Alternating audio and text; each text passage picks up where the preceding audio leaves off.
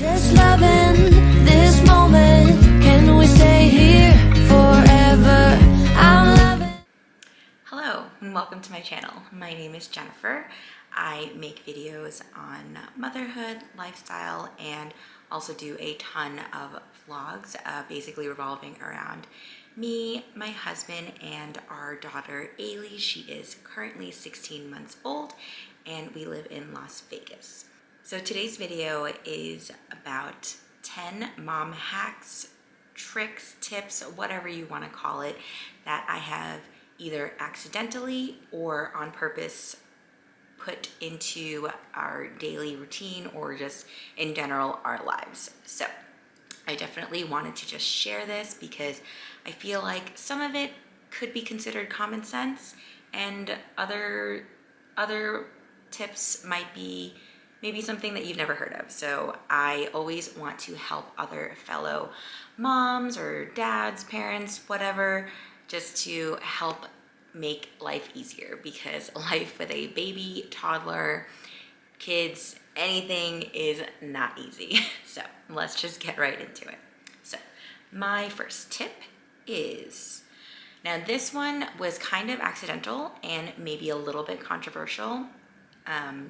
And I am not going in any specific order with these. It's just kind of what I thought of immediately when I was kind of jotting down ideas for this video. So it is having a baby safe cabinet. Now, what does that mean? That basically means that we kind of have to accept that toddlers are going to do what they want. They're going to get into everything. They're going to roam around, explore, because that's what they're meant to do, right?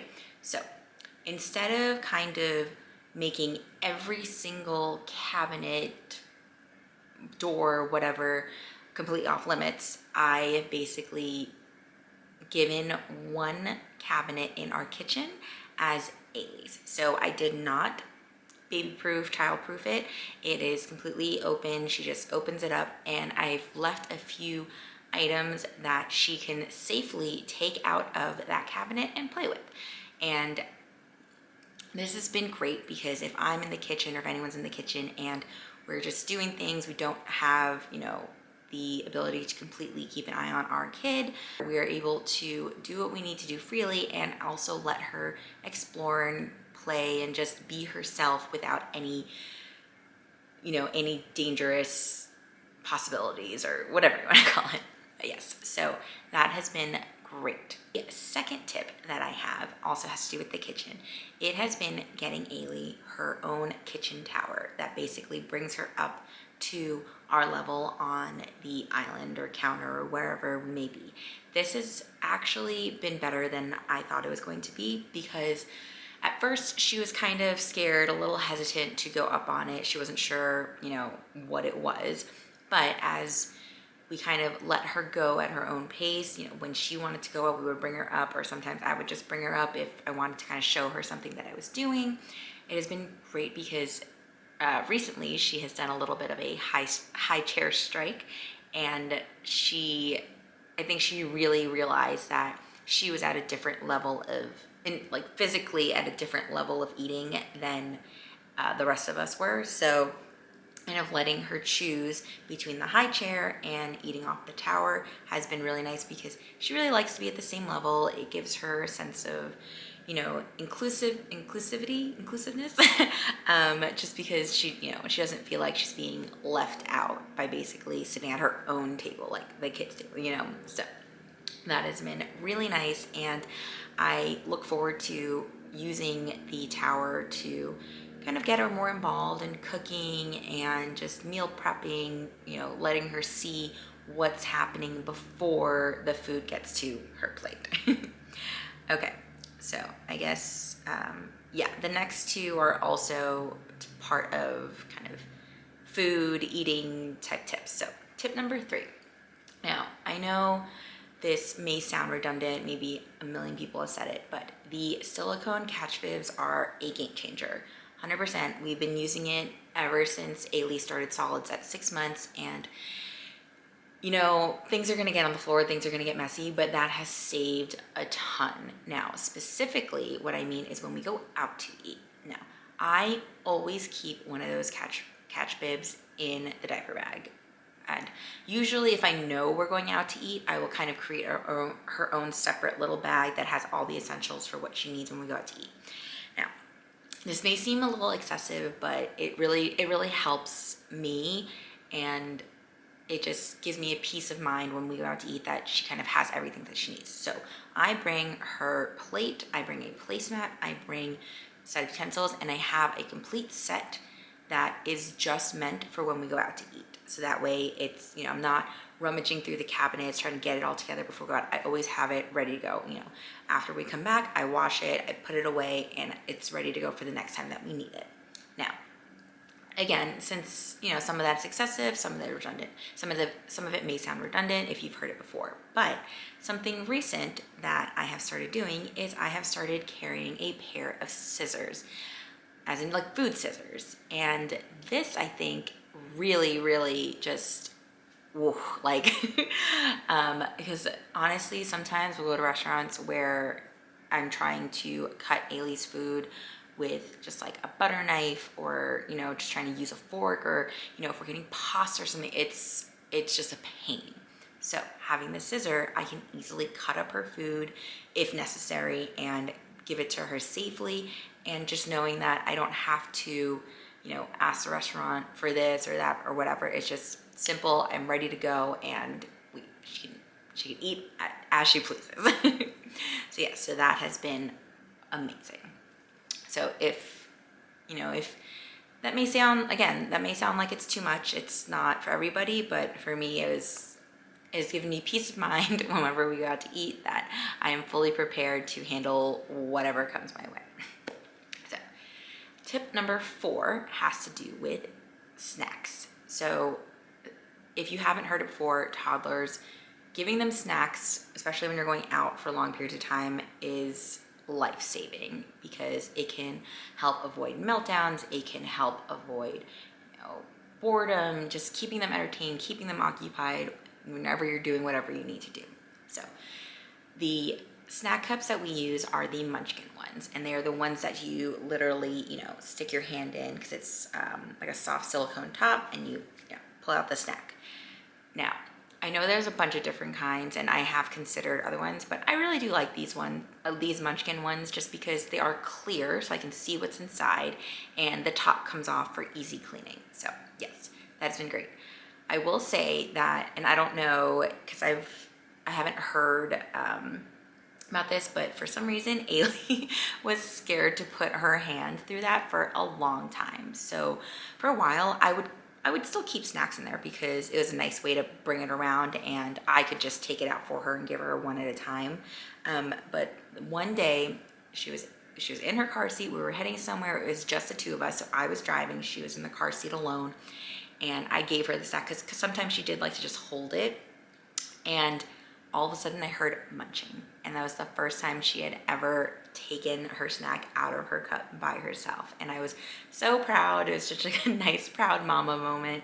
But yeah, so I think eventually, you know, kids are smart, babies, toddlers, they use their brains, and they surprise us at every turn. And she surprised me by being brave enough to stick her cute little hand in the cup to get her snack. And yes, so hang in there if your kid was like mine and they do not want to, you know, stick their little hands into that, because it can look a little scary, to be honest. Like, we know that it's soft and it doesn't hurt us, but, you know, like, just, it's weird. Anyway.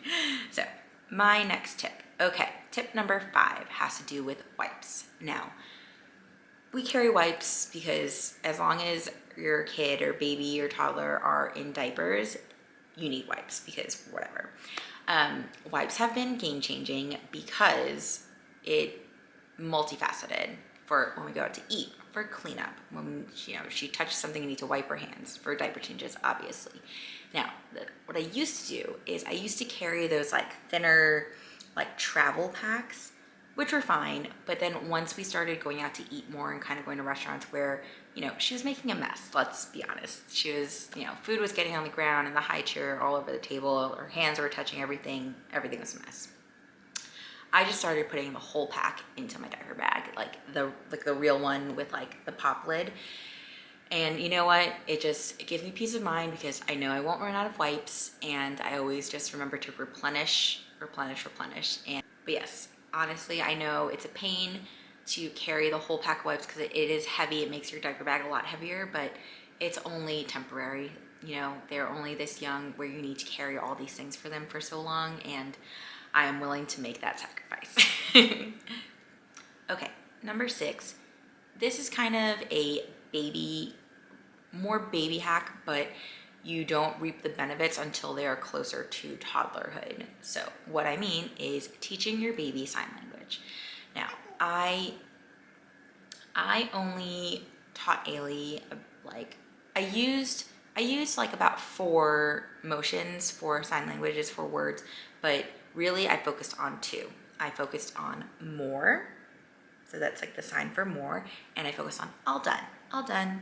And I really, from the point where we started solids at 6 months, I kept saying it. I would keep doing it, keep saying it. I got my mom to do it. You know, I made sure that whoever was feeding her or giving her food would implement that sign language to just drill it in so that she saw it being used. She, you know, as she gained more understanding, she knew.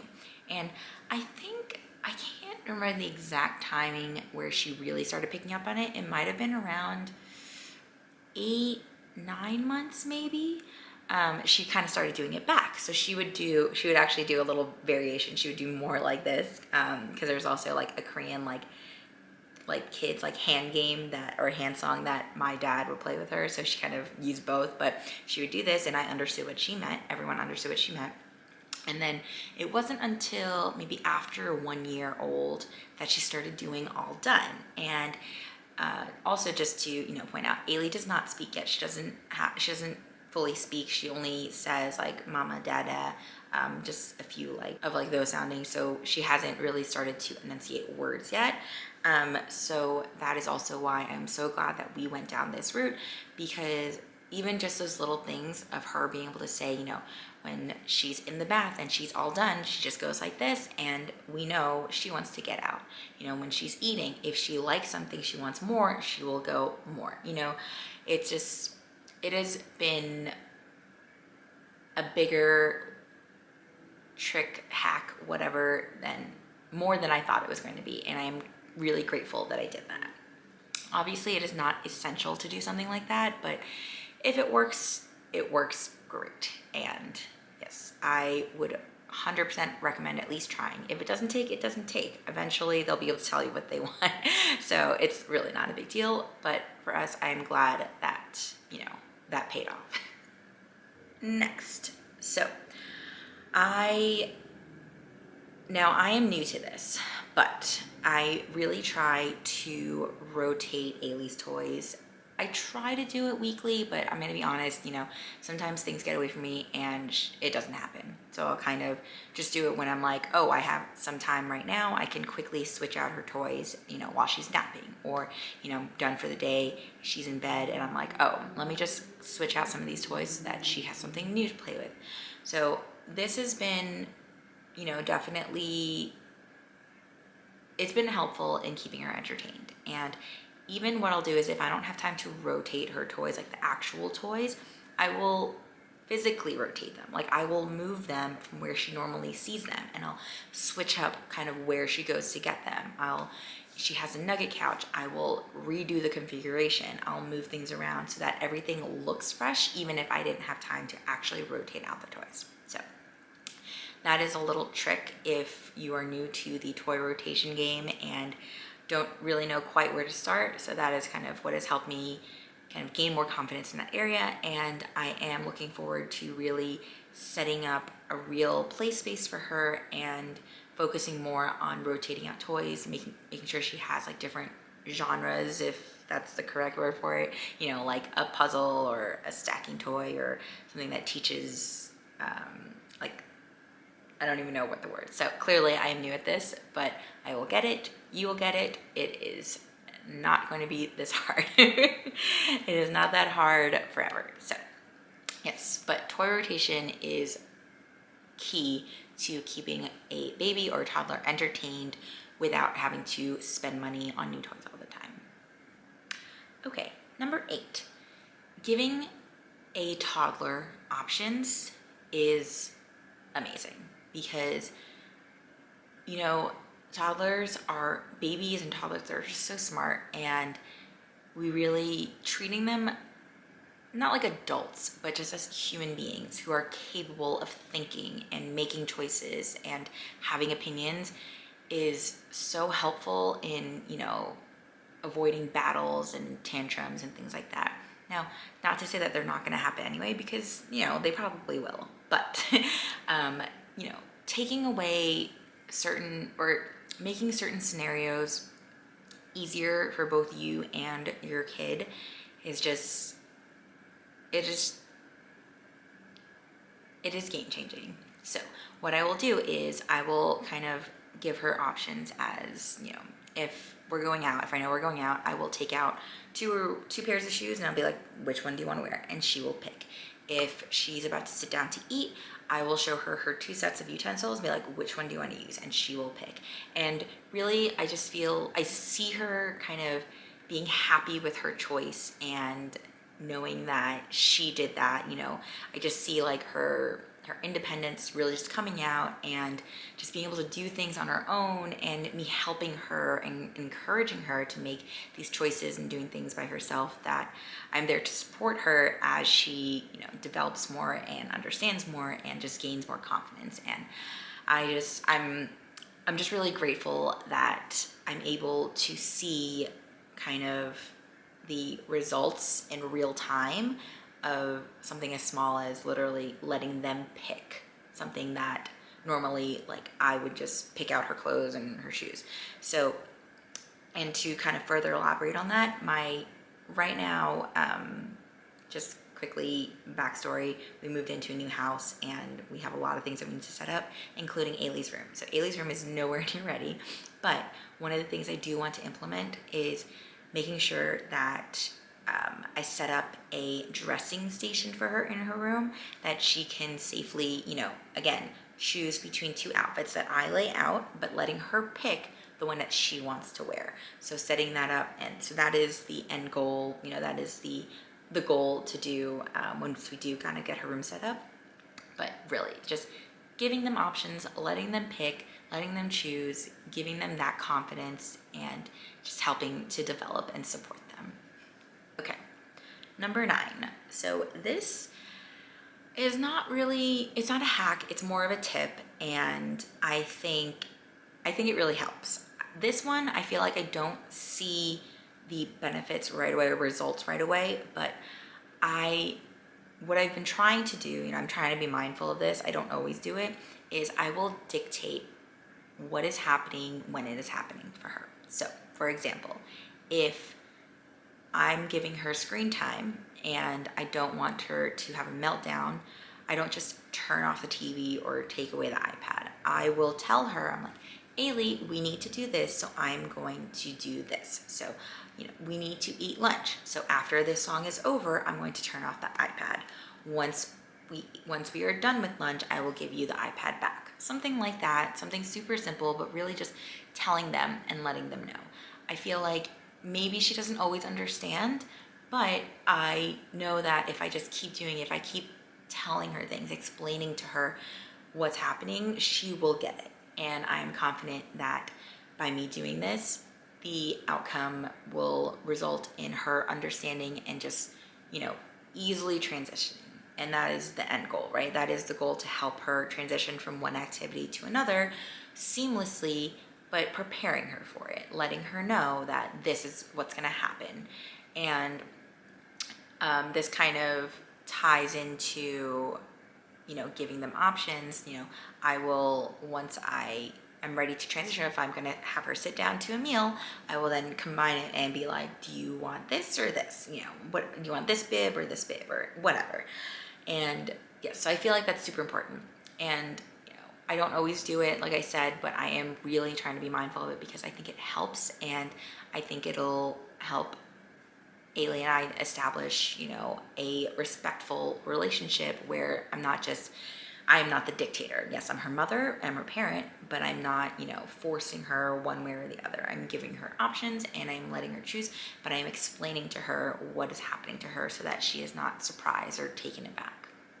So yes, that is definitely a work in progress, but it is something that I am working on and I feel like it is worth working on. All right, so my last hack, tip, trick, whatever for your toddler is letting them be part of the routine. So we all know how important routines are because giving a baby or toddler a routine helps them know what's coming, that there are no surprises, that they know what's coming next. So it helps them adjust and transition seamlessly. Now, something that I started doing, I guess when I could start doing it, is letting Ailey be part of the routine. So for example, we use the Hatch sound machine. When she goes down for her nap or when she goes to bed, the first thing we do is we turn on the machine and we turn off the lights. Now, I used to just kind of do that myself and then, you know, call it a day. But what I'll do now is I will let Ailey turn on the machine. Even if it's me guiding her hand, I will let her turn on the machine. I will then let her turn off the light. And letting her be part of it, I feel like gives her a sense of independence, but I'm guiding her and I'm still helping her. I'm still being there to support her so that eventually, you know, not only does she learn the routine, but she is part of it. So she feels included. And what else? Something as simple as brushing your teeth. You know, when Ailey brushes her teeth, I brush my teeth with her. So when in the morning when we get up and she's ready to brush her teeth, I brush her teeth. I let her. So first I will actually brush her teeth, just to like get it done, and then I'll let her hold on to it. I'll let her do, you know, just whatever she wants to do. When she's done, I will then brush my teeth and I'll let her watch, and I will actually let her help me. I will let her grab the toothbrush and I will let her kind of move it around in my mouth, so that way, you know, we're a team. Like I'm not just doing these things to her. I'm helping her, she's helping me, and it is part of the routine and she feels included and she feels like she did something, you know? So, and then I guess the other one that I recently started doing is I've been starting to let her put away the utensils after I wash them. So it really started off accidentally by me just kind of putting things, because I use the dishwasher sometimes to put, you know, to let the dishes and utensils dry. And because they are obviously at ground level, she started going towards it. Now what I'll do is I used to just kind of put it away, you know, like kind of get her out of there because I didn't want her to get hurt, or if there was something dangerous in there, I just didn't want her to get hurt. But I saw what she started to do was she would pick things out and start to give them to me. And I was like, this is perfect. This is a amazing teaching moment where I can help her learn how to put things away. So what I'll do is I'll let her take the utensils out, and I only let her do it with the utensils because we were nowhere near letting her touch breakable plates and cups and everything like that. But I will let her grab a utensil, give it to me, and I will put it away. So we will do that process together while she is learning and watching me doing a chore, but to her, it's just like, she's just part of it. So yes, that has been super helpful in just letting her be part of something, and also just letting her get used to doing the routines. And as she gets older, kind of learning how to do chores without learning how to do chores. So yes. Okay, so honestly, these are just the 10 that I came up with because it has been more recent in use, or me seeing it happen in real life. But there are so many more tips and tricks. If you like these types of videos, please definitely give it a thumbs up. Please subscribe to the channel, and I will definitely try to make more as I journey through this crazy ride called motherhood. But yes, so that is all I have for today. Thank you for watching, and I'll see you next time. Bye. Just loving